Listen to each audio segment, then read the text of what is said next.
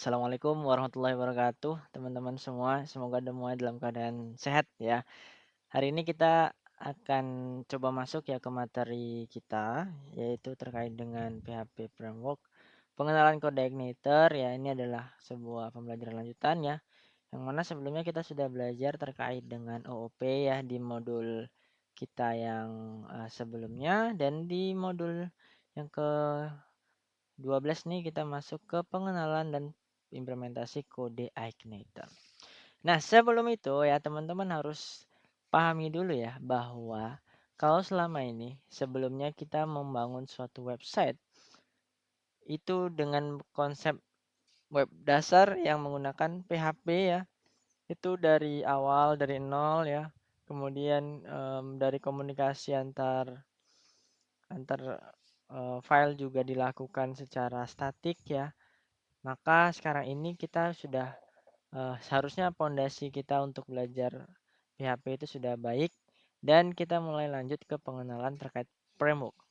Apa yang termasuk dengan framework ya? Framework itu adalah sebuah kerangka kerja. Jadi kalau misalnya teman-teman membangun suatu website dengan menggunakan framework, teman-teman sudah memiliki kerangka kerja yang sudah disediain dari suatu framework yang teman-teman gunain.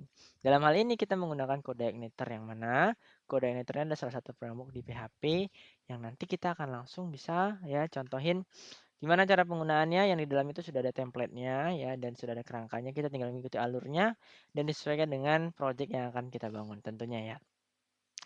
Oke, seperti teman-teman lihat ya, ini adalah kode-kode sebuah logo kode igniter. Ya ini sudah sangat familiar dan banyak digunakan ya sebenarnya ya. Kalau di modul kita itu sendiri ya, kita bisa lihat ya di sini Mmm, sebenarnya instruksinya cukup jelas, tapi mungkin Abang khawatir teman-teman tidak begitu memahaminya. Ya, jadi langsung aja kita praktekkan teman-teman ya. Jadi untuk pertama ya, itu teman-teman silakan untuk akses yang namanya kode igniter ya. Kode igniter kita pakai kode igniter 3 saja karena ini kode igniter yang sangat familiar dan cukup banyak dokumentasinya dan ini bisa menjadi pondasi kuat teman-teman dalam pembelajaran website. Di sini ada download-nya, kode igniter 3 ini ada banyak sekali versinya, teman-teman. Kita ambil yang paling terakhir aja supaya ini yang terbaru ya. Ini yang 3.1.13 yang terakhir. Dan setelah terdownload ya ini teman-teman. Ya ini sudah 2 kali nih malahan terdownloadnya. Dan maka ini sebenarnya isinya adalah file-file PHP yang itu sudah ada isinya ya. Maka kita tinggal sesuaikan aja dengan kebutuhan kita, teman-teman. Maka di sini ya kita akan coba melakukan sebuah ekstraksi. Kita akan coba ekstrak ya teman-teman ya. Kita coba ekstrak filenya dan ini kita coba ya arahkan ke foldernya. Itu kita masukkan ke htdocs ya teman-teman. Boleh teman-teman secara manual boleh juga ya. Tapi kalau nggak manual juga boleh secara di seperti ini ya, di htdocs. Nah, dalam htdocs ini nanti kita akan coba masukkan ya namanya mungkin di htdocs ya. Itu nanti namanya akan ada kode igniter. Nih. Ini sudah kita ekstrak ya. Kalau kita lihat sekarang ini sudah ada harusnya kode igniter 3 ini ya. Jamnya lihat ya. Ini dia yang barusan kita ekstrak. Nah, di sini teman-teman silakan di-rename ya. Di-rename menggunakan bebas ya. Rename-nya mungkin project CI pemula. Project CI pemula. Setelah kita sudah buka, teman-teman boleh buka ya dengan cara ini. Open with code ya. Atau kalau misalnya ada yang belum bisa ya boleh langsung aja buka dari sini file. Kemudian pilih open folder ya seperti biasa teman-teman. Silakan buka yang project kita. Select folder. Maka tampilannya akan seperti ini ya, lebih kurang ya teman-teman ya. Lebih kurang akan seperti ini. Dan di sini kita akan coba lihat dulu ya pengertiannya. Maksudnya adalah di dalam aplikasi di sini ada config ini configuration yang harus kita sesuaikan. Nah, maka Di sini kita akan coba sesuaikan ya beberapa, pengaturannya dulu. Seperti apa? Yang pertama adalah auto load. Di dalam auto load ini adalah, berisi yang awalnya nanti sebuah, library yang akan coba kita gunakan yang dia auto load bisa kita gunakan. Dalam hal ini contohnya kita nanti contohnya ya dalam file kita, kemungkinan ya kita kan juga akan menggunakan database ya. Ada kita gunakan database, kemudian session, kemudian kita bisa menggunakan email, validation, pagination, encryption. Nah, ini yang bakal kita gunakan. Nah, setelah ini kita juga akan fokusnya ini ya ke bagian helper. Di helper ini ya, kita nanti akan redirect. Jadi kita pakai URL. Kemudian kita juga bisa pakai file. Contohnya ya. Atau mungkin kita pakai form boleh juga ya. Ini ada sebenarnya ini untuk rekomendasinya. Kalau ini udah, maka selanjutnya ya kita coba atur di bagian mana? Bagian config. Di bagian config ini ya, ini kita tinggal atur ini dia. Di bagian line 26 ada namanya base URL. Nah, di base URL ini ya tugasnya adalah untuk mengatur URL nanti yang akan kita akses di browsernya, teman-teman. Dan di sini kita bisa masukkan ini ya, HTTP localhost-nya. Sebenarnya kalau sekarang ini, ketika saya sudah jalankan, nih ya, kemudian, kita pemanggilannya ya, itu tinggal seperti ini aja, localhost ya, kemudian panggil nama project-nya saja. Ini nama project CI pemula ya. Jadi project CI pemula. Nah ini. Dan ini sudah berhasil ya, dia masuk tapi di sini masih ada katanya MySQL access denied for localhost ya. Jadi ini kita harus atur juga di database-nya sebenarnya. Ya, ini jadi ya di dalam base URL ini HTTP yang mau kita akses nantinya. Karena ini kan link utamanya itu adalah pakai ini ya. Kita coba ya, kita akan buat berarti karena kita pakai lokal adalah localhost HTTP ya, localhost project CI pemula. Nah, ini dia kita masukkan.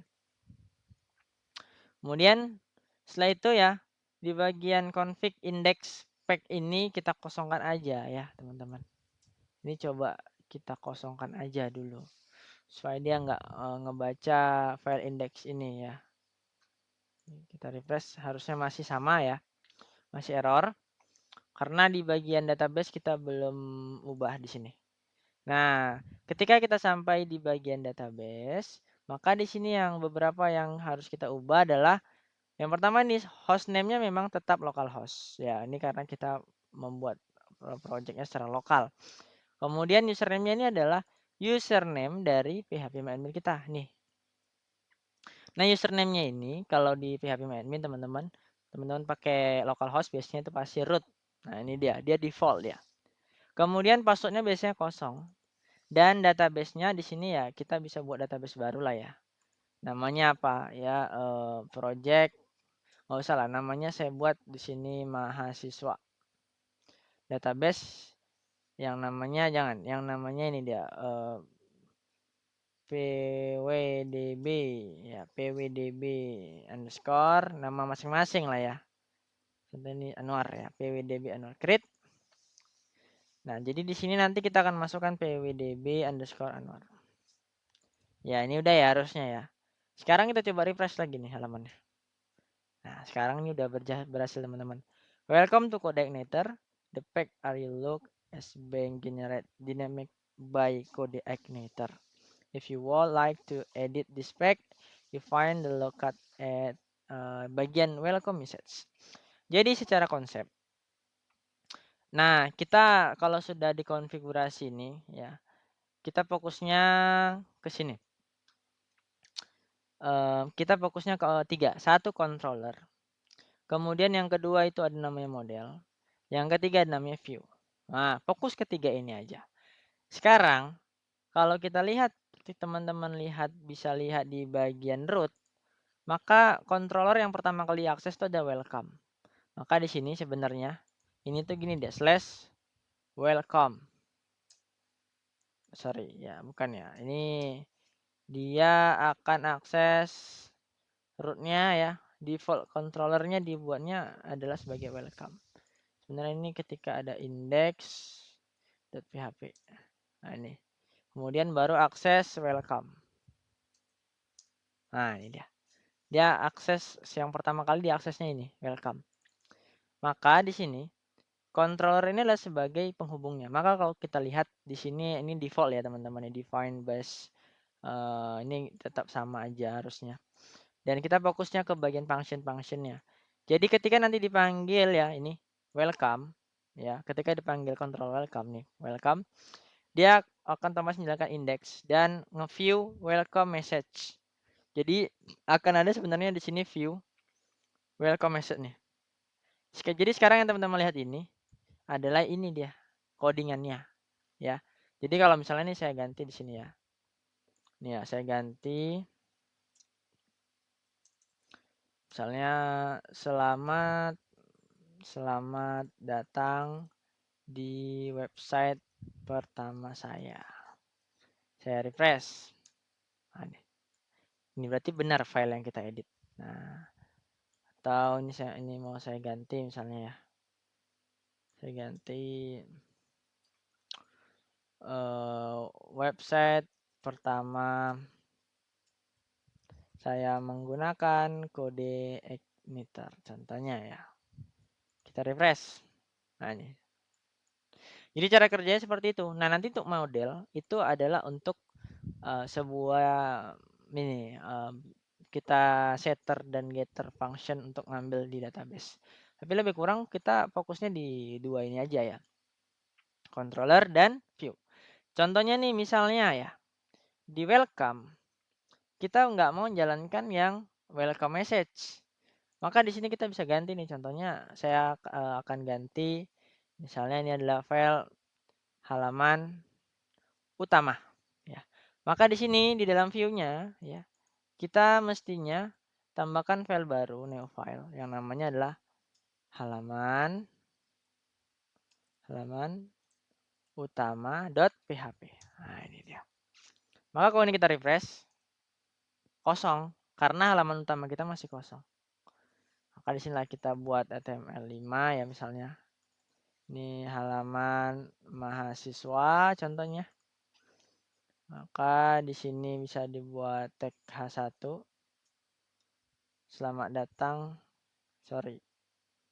H1. Ini jangan lupa tutup bukanya ya. Nih. Oke. Aman nggak ya? Aman ya. Oke ya. Kita coba jalankan. Selamat datang di sesi pertama saya ya bisa ya berarti ya.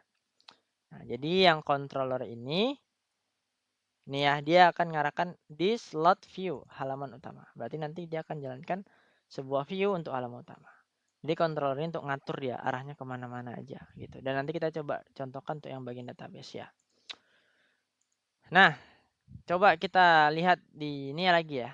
Kita coba lihat di modul kita. Kira-kira apa aja lagi di sini. Nah, ini kan sama nih ya. Kita ganti misalnya nih view, ganti main ya. Harusnya sama aja. Nah, sekarang gimana? Kalau tadi kita defaultnya menggunakan controller yang namanya adalah welcome. Gimana kalau kita mau ganti? Contohnya kita di sini saya nggak mau pakai yang welcome nih. Saya mau buat file baru aja nih. Namanya mungkin di sini adalah controller namanya mahasiswa. Mahasiswa underscore C ya. Ini aja. C underscore mahasiswa. Jadi kayak setiap file itu kita kasih ini ya teman-teman, saran saya ya, kasih sebuah, kalau ada C berarti controller dia, sebuah controller gitu. Nanti kalau V berarti VW ya, view gitu. Kalau model berarti M underscore mahasiswa gitu.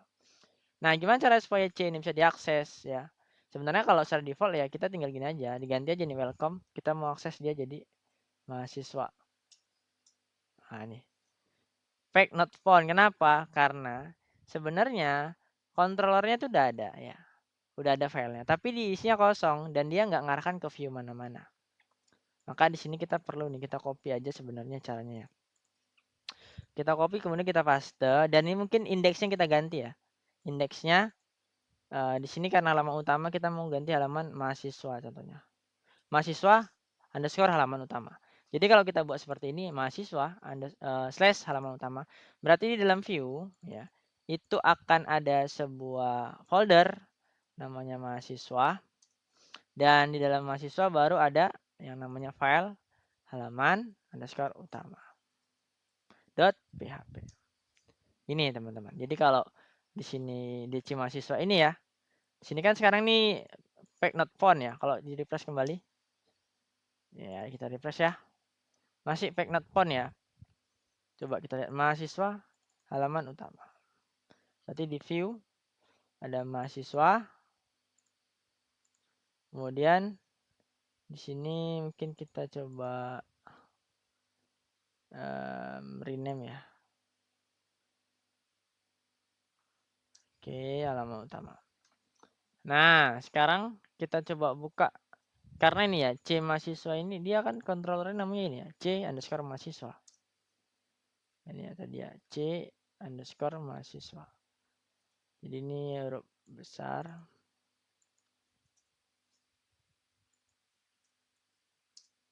Nah, efeknya not font ya. C underscore mahasiswa. Ini oke, ini namanya juga jangan lupa diganti ya. C underscore mahasiswa ini. Kelas ini menyesuaikan dengan nama controller. Jadi yang akan dipanggil itu adalah nama kelasnya ya, bukan nama filenya sebenarnya ya yang akan dipanggil. Nama kelasnya yang akan dipanggil. Contohnya nih, berarti kita refresh. Nah, ini berarti udah berhasil. Kan udah kosong ya. Karena apa? Karena ketika di akses mahasiswa, di sini view-nya kan halaman utama nih. Udah ada view-nya nih, halaman utama. Tapi dia masih kosong. Maka kita bisa buat HTML. Contohnya ya, saya buat HTML5. Misalnya di sini adalah mahasiswa. Lalu setelah itu ini kita buat H1. Ini adalah halaman mahasiswa. Oke, nih kita refresh. Oke, berhasil. Nah, sekarang kita tinggal ini ya, diedit aja ya di dalamnya. Jadi kalau kita lihat modul ya, ini udah pas. Nah, kalau kita mau buat C mahasiswa ini menjadi default. Sekarang kan gini tuh. Ya, kalau kita perhatikan ya teman-teman ya. Kalau kita akses hanya URL-nya localhost kemudian project C pemula. Maka ini akan ngaksesnya kemana? Ke controllernya yang defaultnya itu adalah welcome.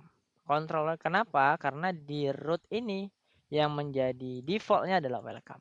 Kalau kita mau ganti jadi C mahasiswa, udah kita ganti aja C mahasiswa. Nggak perlu pakai indeks ya. Jadi indeks itu file yang langsung otomatis dijalankan. Kalau saya refresh kembali, ganti kan. Ini adalah mahasiswa. Berarti ini sudah defaultnya aja. Jadi nggak perlu lagi kita pakai. Kalau kita misalnya nggak pakai default, kita harus akses seperti ini. Index.php.welcome. Nah, contohnya saya akses welcome. Nah, nih, lari ke welcome. Jadi nggak perlu ini lagi. Kita langsung ini aja kita akses. Nah, ya, oke, sudah berhasil.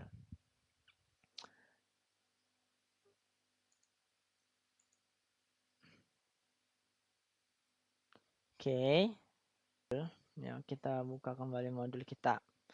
Kita akan coba ya untuk melakukan CRUD ya dengan menggunakan ini. Dengan menggunakan sebuah database. Nah, caranya ya, tentunya kita sekarang ini harus punya halaman dulu ya. Ini adalah anggaplah di sini halaman, saya buat di sini halaman utamanya ini ya. Jadi hari ini cukup malas berpikir ya. Jadi kita pakai bantuan AI aja. Coba tolong buatkan halaman ya untuk view data kelola mahasiswa yang di halaman tersebut ada button tambah, edit, dan hapus dalam bentuk table. Dan tampilannya dibuat menarik dan responsif dengan tema warna biru. Boleh pakai bootstrap ya, seperti ini. Dan koneksi, oke, ini aja.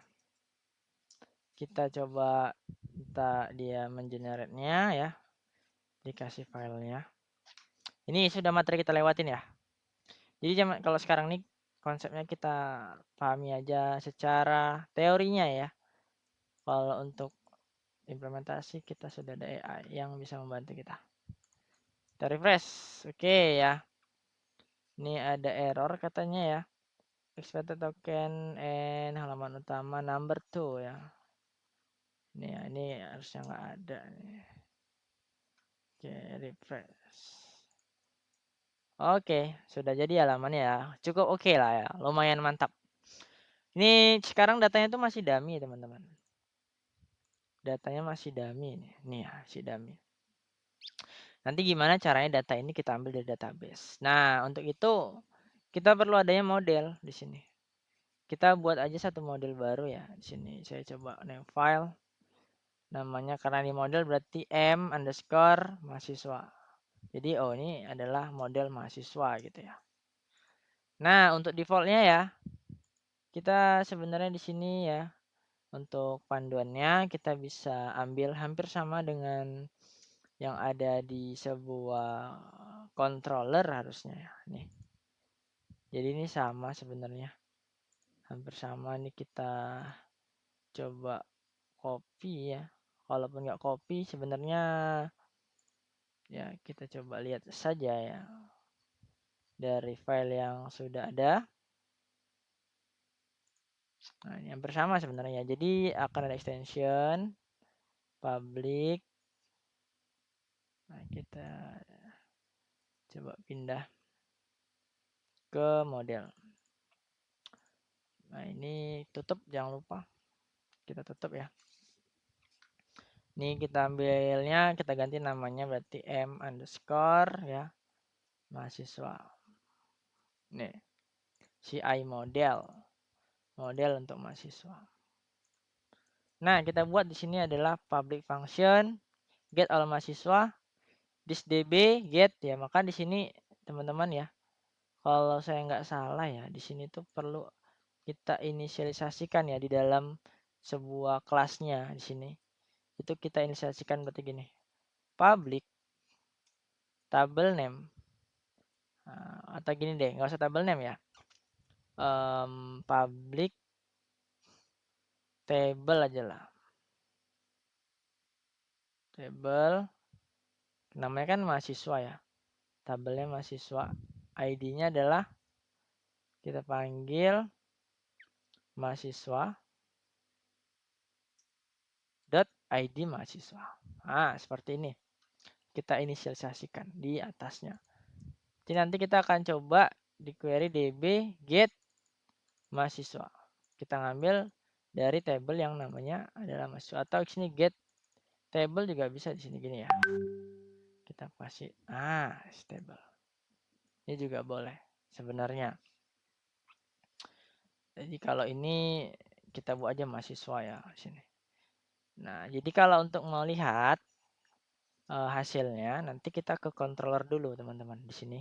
Kontrol mahasiswa. Jadi sebelum ke halaman utama, kita coba tampung dulu nih ya. Kita buat seperti ini, data underscore ya, misalnya di sini data mahasiswa ya. Nah, di sini seperti ini. This M mahasiswa, sebenarnya bukan M mahasiswa ya. Ya, M mahasiswa ini M-nya besar harusnya. M mahasiswa. Nah, ini. Kita panggil get all mahasiswa. Karena di sini apa? Karena di sini namanya adalah get all mahasiswa. Maka di sini jadinya get all mahasiswa.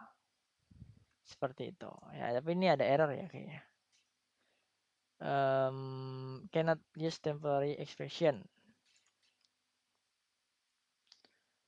Oke, ini harusnya variabel. Ini dia.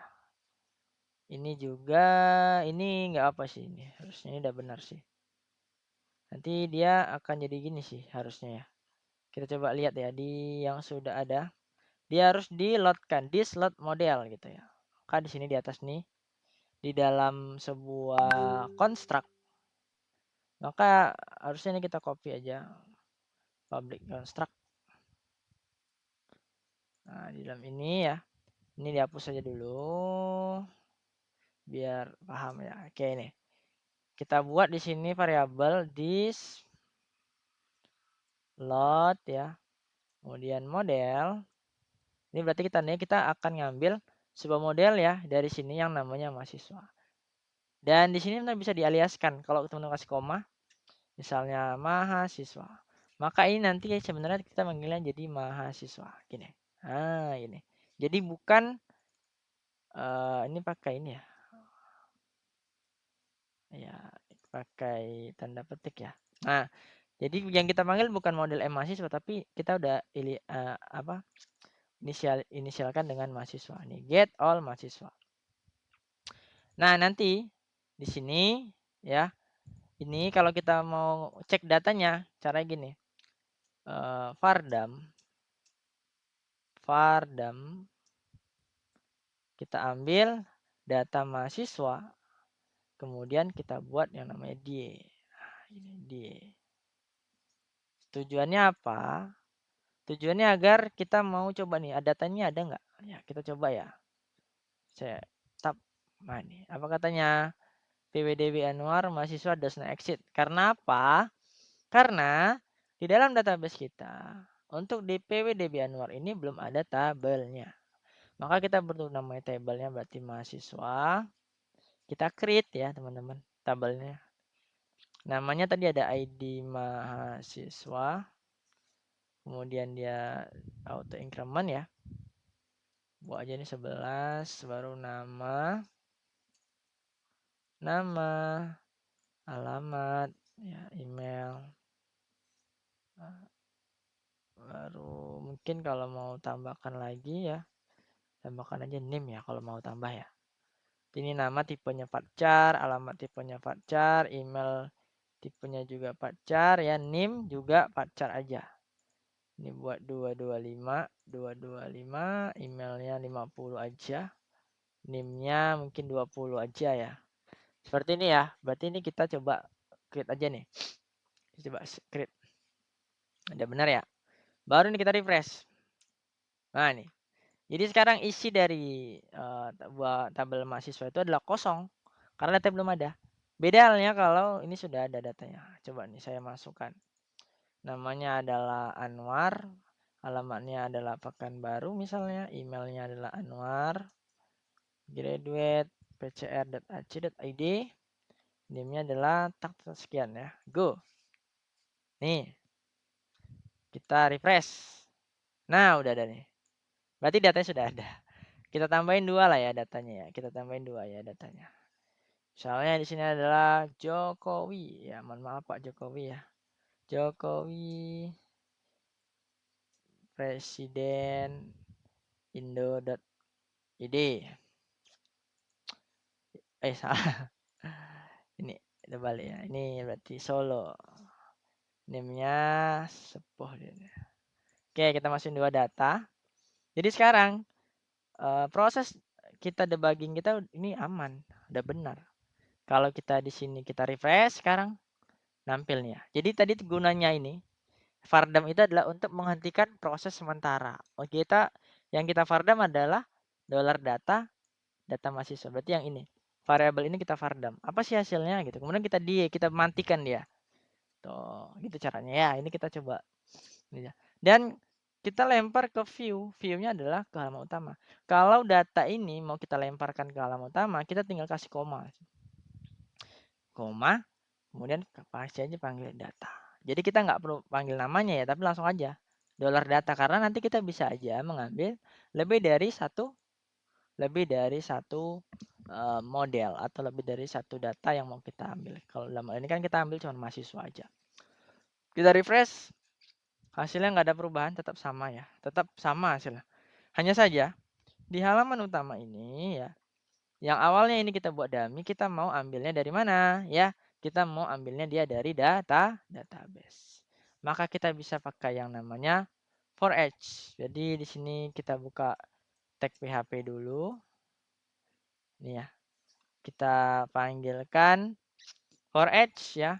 Data mahasiswa kita aliaskan dengan indeks yang dia namanya adalah mahasiswa. Kemudian di sini kita panggil sebuah perulangannya indeks tambah satu karena ini adalah array indeks itu tambah awalnya 0 gitu ya. Jadi di sini kita mau ambil nama, NIM, jurusan. Sama si TD aja di sini ya. Jadi kita udah nggak perlu lagi yang ini teman-teman. Yang bawah ini kan dummy ya. Kalau kita refresh nih. Oke, ada yang error ya. Ada yang error sebentar. Oke, kita belum ada penutupnya di sini.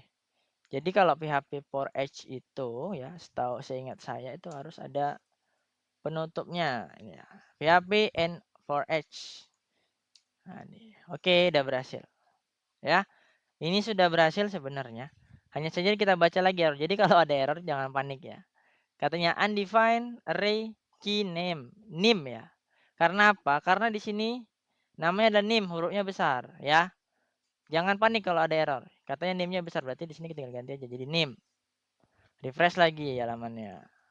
Nah, dapat ya NIM-nya kan.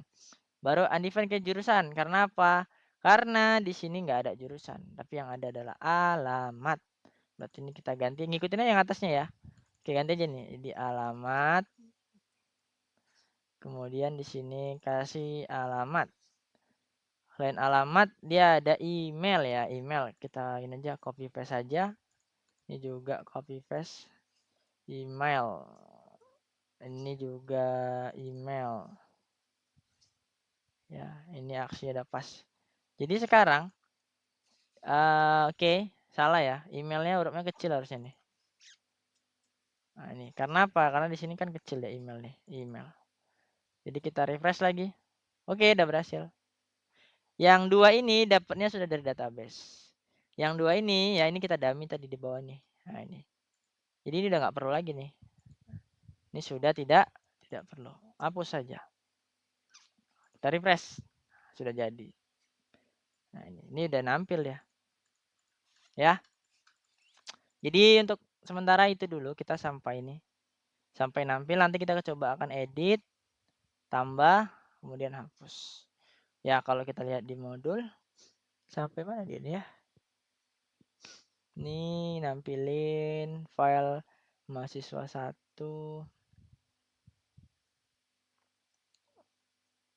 Oke, ini udah aman sih. Nggak ada.